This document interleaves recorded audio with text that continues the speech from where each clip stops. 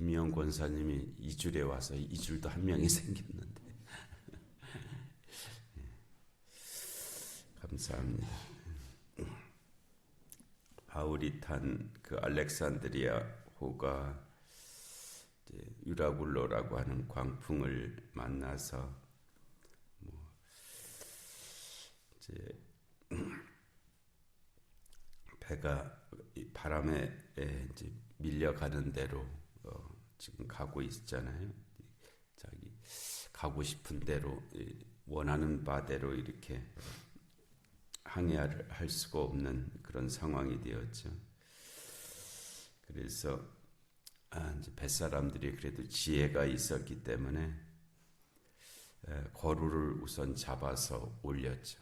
이 거루를 잡아 올리지 않으면 그 구명정이 그냥 무슨 그 큰 배를 북을 두드리는 것처럼 그렇게 두드리면서 서로 깨져버릴 수가 있으니까 거루를 잡아 올렸고, 그리고 이제 그 배가 이제 두 쪽이 나지 않도록, 깨어지지 않도록 줄을 가지고 선체를 갖다가 둘러감는 그런 일도 선원들이 했다는, 그 상황에서 그거 하기도 상당히 힘들었을 겁니다. 막 그냥 폭풍이 휘몰아치는 그 상황에서 그래도 선원들이 사력을 다해서 이와 같은 일들을 했기 때문에 멜리데 섬 근처까지 이제 갈 수는 있었던 거잖아요. 그래서 우리에게 주신 어떤 지식, 경험, 그런 것들을 가지고 우리가 최선을 다해야 하는 부분이 있어요. 그거는 뭐 하나님의 전능에 어떤 문제가 있어서 그러는 것은 당연히 아니고요. 하여튼 하나님께서 우리에게 주신 삶의 그 질서가 그러하죠. 그러니까 믿음 생활은 100% 내가 하는 것이고 100% 하나님이 하신다고 해야지, 중간쯤에 50%는 내가 하고 50%는 하나님이 하신다는 것은, 그거는 그렇지 않다라고 이미 신앙의 많은 선배들이 그런 결론을 내어놓았어요. 그래서 이거는 전적으로 내가 하는 일이다라고 그런 믿음의 자세를 가지고 그렇게 해야 되는 것이고요. 또 한편은 전적으로 하나님의 은혜로 되는 일이다라고, 그렇게, 그게 우리의 생각에서는 이상하잖아요. 그런 논리의 영역이 존재하지 않는 것 같은데 실제로는 그렇죠. 실제로는 그렇게 신앙생활을 해야 됩니다. 이건 내가 해야 된다. 선원들도 최선을 다해서 거루를 배 위에다 올려다 놨고요. 그리고 이제 그 배가 깨지지 않도록 밧줄로다가 배를 둘러감는 그런 일도 했고, 그 다음에는 이제 스르디스라고 하는 이 모래톱에 배가 올랐으면은 그 순간에 배는 깨져버리거든요. 그래서 그 스르디스에 올라타는 그런 상황이 되지 않도록 배를 더 최대한으로 배를 더 가볍게 만들어야 되겠다 해서 이제 연장도 버리고 뭐 짐을 바다에 풀어버리고 그리고 기구까지 바다에 내어버리는, 중요하지 않은 것부터 버렸겠죠. 중요하지 않은 것부터 버리는데 나중에는 기구까지 이제 버리는 그것도 지혜죠. 우리가 어떤 것을 얻는 것도 지혜잖아요. 무엇을 얻는 것도 지혜인데 또 어떤 상황이 되면 버리는 게 지혜가 되는 그런 상황이 오죠. 다 때에 맞는 그런 일인데요. 그 모아야 할 때는 이제 모으는 것도 지혜고, 버려야 할 때는 버릴 수 있는 것도 지혜고, 그 때에 맞게 그렇게 이제 살아야죠. 그래서 이 선원들이 그래도 그 상황에서 버려야 할 것을 버렸기 때문에 배가 파산하지 않고 그래도 이 멜리데 성까지 갈 수 있는 그런 것이 되었지.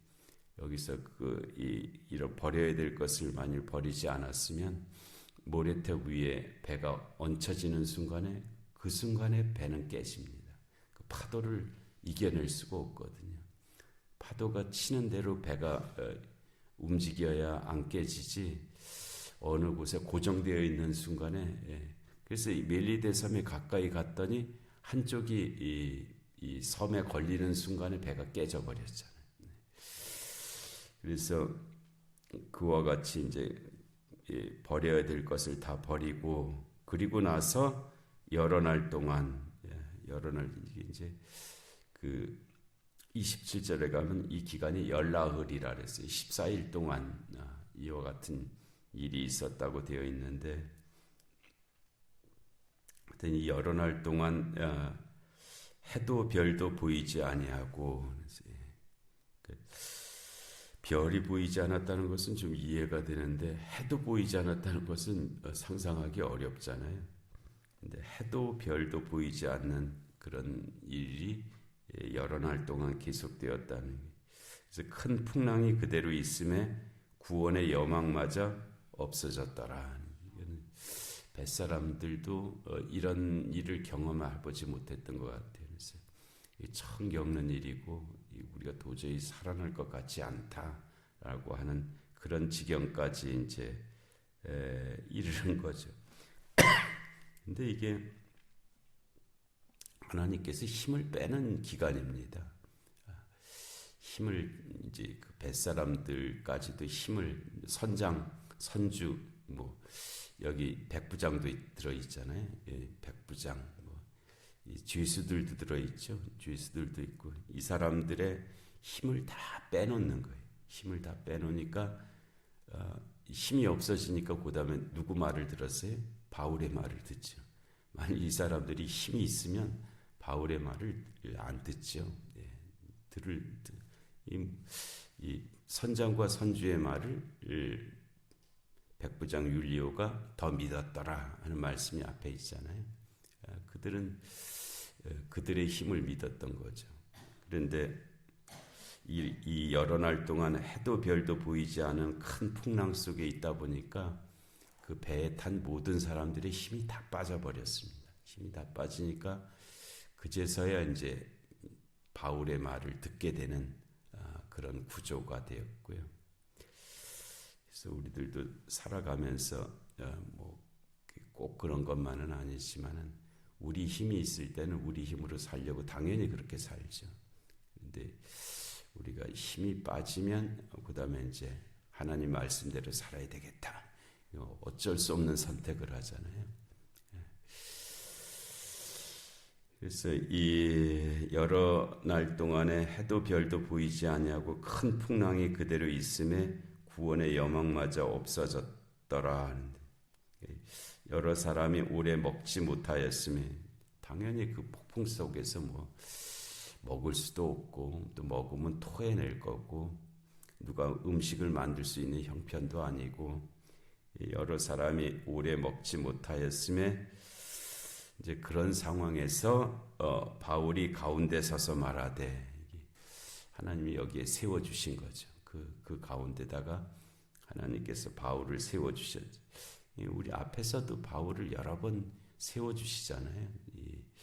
22장에 보면은 여러 번 부영들이여 하면서 로마 군대 진영으로 들어가는 그 층계 위에다가 바울을 세워주신 적도 있고요. 그 다음에 공회 앞에 바울을 세워주시는 것도 있고, 그 다음에 뭐 아그리빠와 버니게 또는 베스도 뭐 이런 고관들 앞에 바울을 세워주시기도 하고, 바울이 거기에 자기가 자기 힘으로 자기 노력으로 가서 쓰려면 쓸 수 없는 자리였거든요. 자기 힘으로 가서 그 자리를 만들어서 쓰려고 하면 안 되는 못하는 자리였는데 하나님께서 바울을 그 자리에다 세워주시고 또 바울은 그때 그 무슨 말을 할지를 아는 자가 되었고 그때 그 자리에 딱 섰을 때 내가 무슨 말을 해야 될지를 아는 그런 연단이 그에게 있었고 그래서 거기에 적절한 말을 다 했잖아요.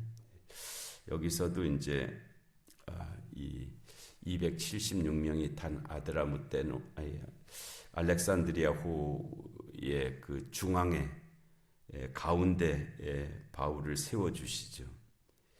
이때 바울이 죄수의 신분인데 바울이 가운데 설 형편도 아니고 상황도 아니고 바울이 말을 한다고 다른 사람이 들을 수 있는 그런 일도 아니었는데 이 기간 동안에 다른 사람들의 힘은 다 빠졌고 이제 바울의 힘만 남았죠.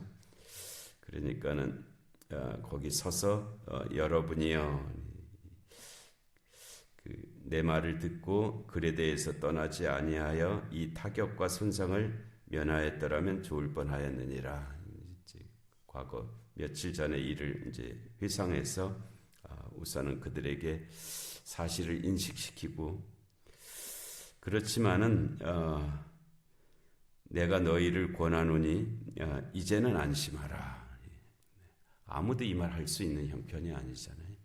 백부장도 선주도 선장도 선원들도 그 누구도 할 수 없는 말이었는데 바울이 이제는 안심하라. 이 말이 꼭 예수님이 그 복음서에서 이 안심하라 내니 두려워 말라 이렇게 말씀하시잖아요. 제자들이 공고한 자리에 처해 있을 때 배에서 뭐 풍랑을 만났을 때도 찾아오셔서 한 첫 번째 말씀이 안심하라 내니 두려워 말라 이렇게 말씀하셨어요. 그래서 우리가 기억해야 될 말씀이고요. 또 잘 들어야 될 말씀이죠. 안심하라 내니 두려워하지 말라. 그 말씀의 은혜가 함께 하시는 줄로 믿습니다. 여기서도 바울이 같은 말이에요. 안심하라. 너희 중 아무도 생명에는 손상이 없겠고 오직 베푼 일이라. 이건 바울이 알아서 하는 말이 아니라 주의 사자가 일러주셨기 때문에 할 수 있는 말이잖아요. 그래서 내가 속한 바 곧 내가 섬기는 하나님의 사자가 어젯밤에 내 곁에 서서 말씀하셨다. 그렇게 말씀하셨다는 거예요. 분명하게 때와 장소를 말하죠. 내가 속한 바 내가 섬기는 하나님의 사자가 어젯밤에 내 곁에 서서 이와 같이 하신 말씀이 있다. 바울이 이렇게 말할 수 있는 근거죠. 뭐 자기의 염원을 말하는 것도 아니고요. 자기의 경험을 말하는 것도 아니고 자기 추측을 말하는 것도 아니고 주의 사자가 내게 하신 말씀이다 하면서 이제 24절에 그 주의 사자가 이렇게 말씀하셨다는 거예요. 바울아 두려워하지 말라. 바울도 두려워하고 있었다는 말이잖아요. 바울도 당연히 바울도 두려워하고 있는 것은 뭐 당연한 일이죠. 그런데 그 바울에게 바울아 두려워하지 말라. 네가 가이사 앞에 서야 하겠고 네가 살아서 가야 될 곳이 있다. 가야 될 곳이 있다. 건축할 때 뭐 그 교회마다 그런 말 하잖아요. 건축이 끝날 때까지는 아프지도 말고 죽어서도 안 됩니다. 교인들에게 그렇게 권면하는 그런 말씀들이 있는데 하여튼 이 바울에게 내가 가야 될 곳이 있다. 가이사 앞에 서야 될 그 자리가 있다. 그때까지 지킬 것이다. 뭐 그런 말씀에 네가 가이사 앞에 서야 하겠고 또 하나님께서 너와 함께 항해하는 자를 다 내게 주셨다. 이 말씀을 하셨다는 거예요. 놀라운 말씀이죠. 또 만일 다른 때 이 말했으면 듣는 사람들이 가만히 안 있었을 겁니다. 그런데 이때 힘이 다 빠졌잖아요. 힘이 다 빠지니까 안 들을 수도 없고 또 오히려 이 말이 좋게 들렸겠죠. 아이고 살 길이 생긴 모양이다라고. 그렇게 또 그래서 이 유라굴라라고 하는 이 광풍으로 인해서 276명의 사람들하고 멜리데 섬의 그 사람들하고 꼬박 3개월 동안 이 부흥회 3개월 동안의 부흥회를 밀리대섬에서 하게 됐잖아요. 그래서 그 사람들을 통해서 전파된 복음이 있었을 것입니다.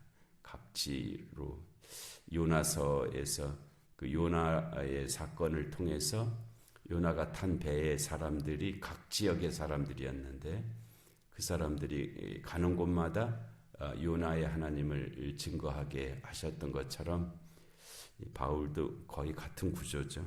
그래서 그와 같이 하셨고, 그래서 25절, 그러므로 여러분이 안심하라. 나는 내게 말씀하신 그대로 되리라고 하나님을 믿노라. 우리에게 주신 말씀대로 하나님께서 역사하실 줄로 믿습니다. 그런즉 우리가 반드시 한 섬에 걸리리라. 이거는 하나님의 계시가 모든 것을 다 분명하게 말씀하시는 것은 아니잖아요. 여기까지 말씀해 주셨다는 거예요. 그런즉 우리가 반드시 한 섬에 걸리리라고 주의 사자가 어젯밤에 내게 말씀해 주셨고 그렇게 될 줄로 나는 믿노라라고 그렇게 하시는데요. 이 계시적 사건을 통해서 우리에게 주시는 말씀들이 우리의 삶 가운데도 함께 하시는 줄로 믿습니다. 은혜로우신 하나님 아버지, 오늘도 귀한 새벽 저에게 허락하시니 감사합니다. 이 대림절 둘째 주일에 한 주간이 복되게 하시고 또 성탄하시는 주님을 더 준비하고 영접하는 그런 기간의 삶이 되게 하여 주시옵소서. 또 유라굴로라고 하는 하나님 광풍이 하나님의 몰아치는 곳이 참으로 많이 있는데 하나님 그 가운데도 주의 구원이 예비되어 있는 줄 믿사오니 하나님 그 거룩한 역사가 이루어지게 하여 주옵시고 또 저희들이 그 한 부분을 감당할 수 있는 그런 삶들이 되게 하여 주시옵소서. 영육간의 공고한 한우들을 긍휼히 여겨 주옵시고 이 나라 이 민족 가운데 주님의 공의와 정의가 임하게 하여 주옵시고 전쟁과 기근과 질병과 재난의 땅들 가운데 주의 긍휼하심이 함께하여 주시옵소서. 이 새벽의 기도 가운데도 은혜의 은혜를 더하여 주시기를 간절히 비옵고 예수님의 이름으로 기도하옵나이다. 아멘. 주기도하시겠습니다.